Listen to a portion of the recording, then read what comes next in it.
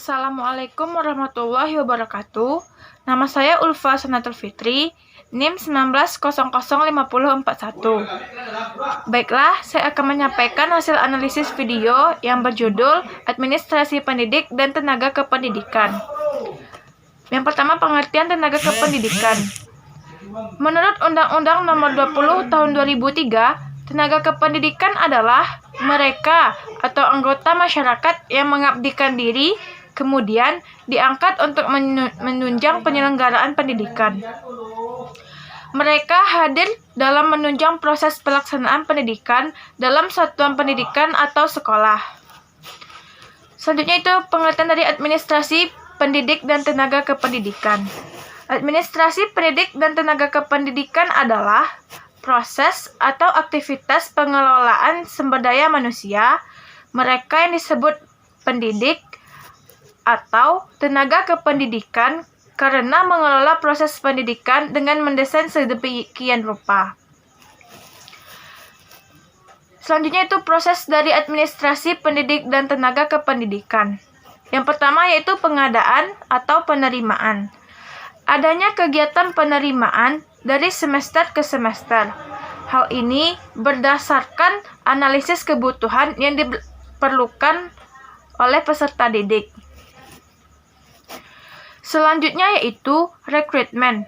Ialah penerimaan adanya syarat dan pertimbangan untuk menerima peserta didik dan pendidik untuk bekerja di suatu lembaga pendidikan. Selanjutnya melakukan seleksi. Hal ini dilakukan untuk mencari yang terbaik dari yang terbaik. Yang kedua yaitu penempatan. Kita mendapatkan orang yang tepat untuk ditempatkan pada suatu lembaga pendidikan. Proses menempatkan mereka yang diterima di tempat yang memang dibutuhkan sesuai latar belakang, kebutuhan, jabatan dengan delegasi tugas yang dibutuhkan. Jadi, kita harus menempatkan seseorang pada tempat yang sesuai dengan mereka. Yang ketiga yaitu orientasi. Para calon yang telah diseleksi, yang sudah diterima melalui proses rekrutmen yang panjang. Mereka harus mengetahui apa yang harus dilakukan di suatu lembaga pendidikan yang sudah menerimanya. Selanjutnya yaitu kesejahteraan pendidik tenaga kependidikan. Yang pertama kewajiban. Kewajiban itu sesuatu yang harus kita berikan kepada peserta didik dengan mengajarkan atau memberikan pembelajaran. Sedangkan hak adalah sesuatu yang diterima, yaitu gaji. Gaji adalah kompensasi yang diterima pendidik berdasarkan undang-undang yang berlaku. Selanjutnya itu ada tunjangan. Tunjangan terbagi dua. Yang pertama tunjangan tetap, yaitu sebuah pembayaran kepada pekerja sebagai pendidik yang dilakukan secara teratur. Yang kedua ada tunjangan tidak tetap. Ialah pembayaran yang dilakukan dengan tidak ada kaitannya dengan kehadiran, pencapaian prestasi, berbentuk uang transport, dan uang produktivitas lainnya. Selanjutnya ada penghargaan.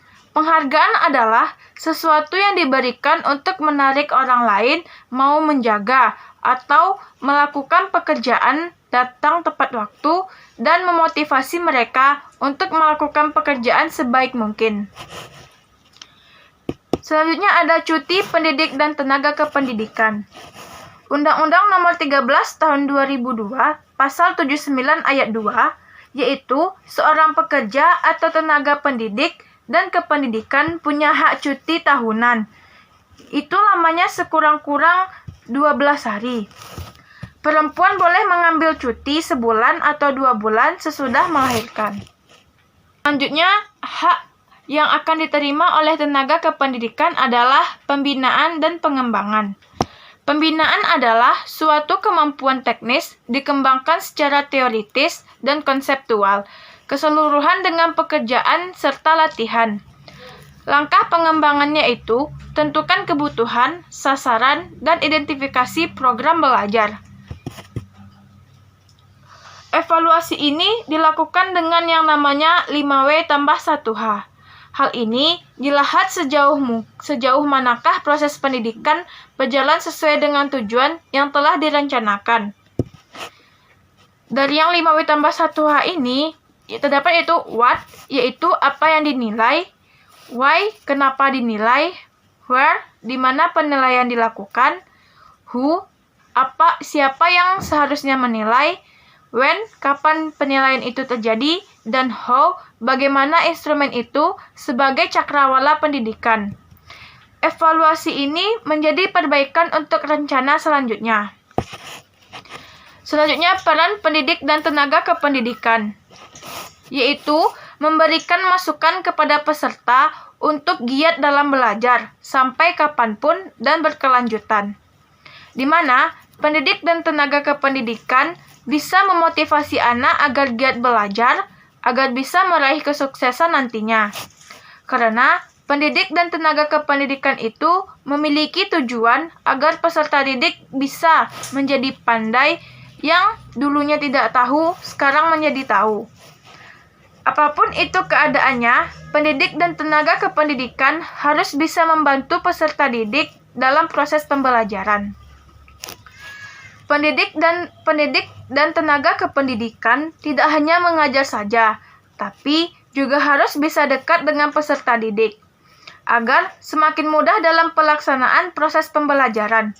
Pembelajaran harus bisa diterima oleh peserta didik, karena tujuan mereka belajar yaitu untuk mendapatkan ilmu. Secara umum, tenaga kependidikan dapat dibedakan menjadi beberapa kategori. Yang pertama, tenaga pendidik, terdiri atas pembimbing, penguji, pengajar, dan pelatih. Yang kedua itu tenaga fungsional kependidikan, terdiri atas penilik, pengawas peneliti, dan pengembang di bidang pendidikan, dan pustakawan. Yang ketiga yaitu tenaga teknis kependidikan, terdiri atas laboran dan teknisi sumber belajar.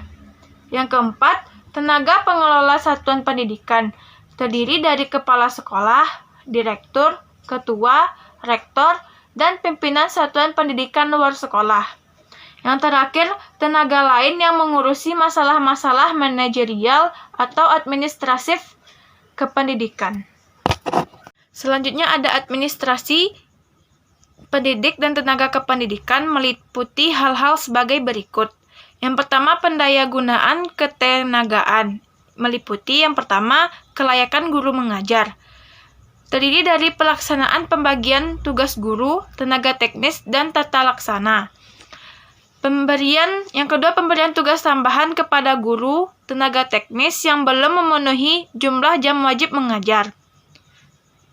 Yang kedua, ada daftar penilaian pelaksanaan pekerjaan atau DP3 mengenai tugas kepala sekolah yang berhubungan dengan yang pertama, daftar penilaian pelaksanaan pekerjaan terhadap masing-masing guru, tenaga teknis, dan tenaga tata laksana. Yang kedua, pencatatan kegiatan guru.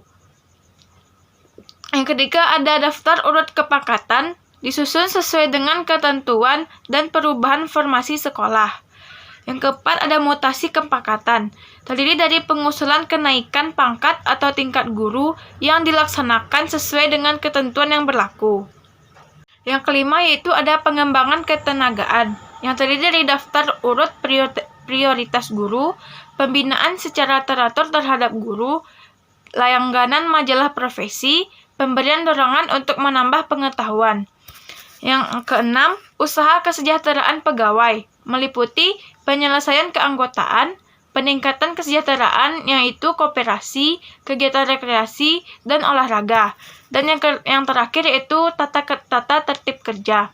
Baiklah, hanya itu yang dapat saya sampaikan. Jika ada kesalahan saya mohon maaf. Assalamualaikum warahmatullahi wabarakatuh.